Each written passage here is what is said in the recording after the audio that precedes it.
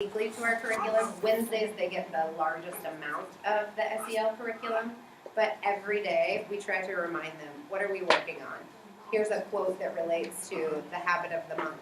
How do you guys feel this quote shows collaboration or perseverance?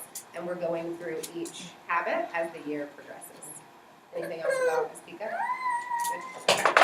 Aspika? Moving on down, one thing that as first grade teachers, the stage of development that the kiddos are in, we really are trying at this point in the year to move them in a way away from the kindergarten mentality. We're really trying to help them now progress into childhood because they've had the kindergarten years, the 2 centers every day time, and they've really started to move toward taking on responsibility and thinking about themselves as a part of a community. And we're seeing that more and more in the classroom. And we're also trying to kind of push them to think, how am I a responsible member of my community? So one thing that we wanted to give you some time to think about was just how you guys utilize this idea in your homes, because we want to hear from you what you're doing to increase your child's responsibility, because this is such an age of change for them.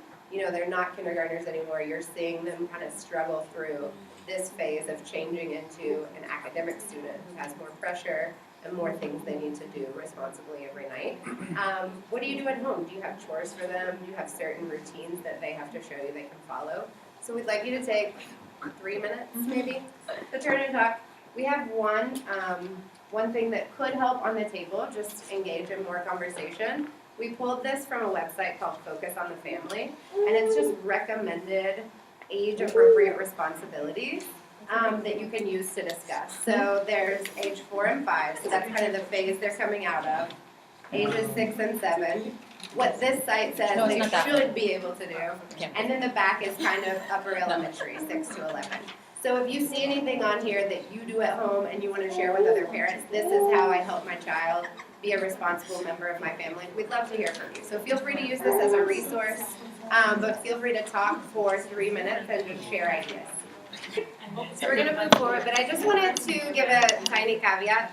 I pulled this information from a site today. We were preparing today. I had an example of child age-appropriate chores in my grad school program last semester in a textbook, and it's at my house. So I wasn't able to bring it today because I had just thought of, oh, this could be a good way to facilitate this conversation. Please don't think we're endorsing this website. We didn't look into it at all. So if anybody knows anything about it, please do not take that any further, because it was in one of my textbooks. But I just want to say that really quickly. It was just very similar to something that I saw in my grad program.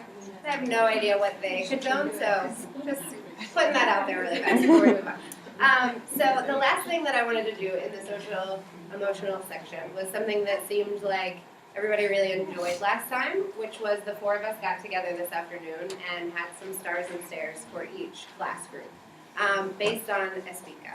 So we thought of what they're doing well as a group at this point in the year. They've all grown so much. As we've already said, they're really starting to think about responsibility and think about themselves as members of a community in a way that obviously they weren't ready for at the beginning of the year. But we just wanted to tell you what we witness daily when we see them as a large group interacting. So I'll start with their rabbits. They, for their star, I will say they absolutely know how to speak their truth at this point. They're very good communicators about their feelings, about what's going on with their friendships, with their classmates, if there's a problem. They've really learned how to do the friendship fix-it corner.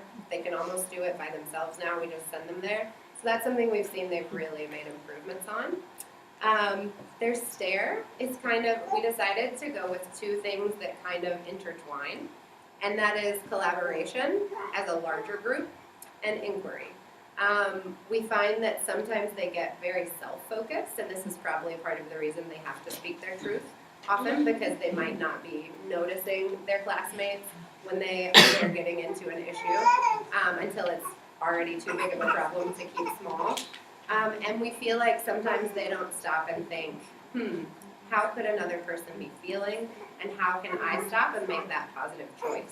So they've really internalized what we used in our expedition, the positive choice muscle. They know how to act out the plays. They've really taken that on. So we're just trying to help them connect that to moments in their real life in class when they have an issue with a pencil or a marker or who's working with who. You know, these small things that they could just take a step back and say, oh, is this a small problem? Can we fix it and move on? So we're trying to help them move in that direction. For the Blackbirds, we've noticed that they actually have the star of collaboration. So it's a little bit of a flip-flop between the two groups that we see. They're all going to interact in different ways, so it's interesting to see how they interact when you put them in a group. The Blackbirds have really taken to looking at how they would work with a partner. We don't really have a lot of issues with them when we pair them with different people in the classroom. They tend to just take the new partner and go for it. So that's something we've seen them really shine on. Their stare is empathy. So we're